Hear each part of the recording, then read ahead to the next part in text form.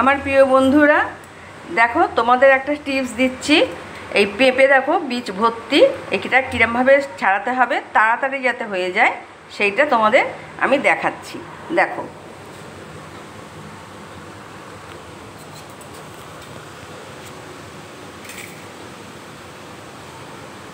আমি একটা চামচ নিয়েছি আর চামচের পিছনটা দিয়ে এইটা ঘুরিয়ে আমি এই বীজগুলো ছাড়িয়ে নেব।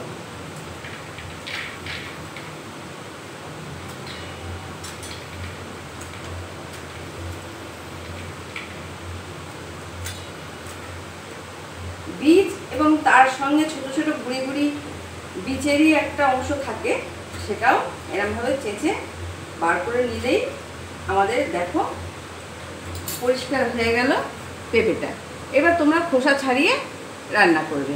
কেমন, আমার টিপসটা কেমন লাগলো সেটা তোমরা জানিও, আর তোমরা এভাবে করো, আশা করি তোমাদের সুবিধে হবে। আসি।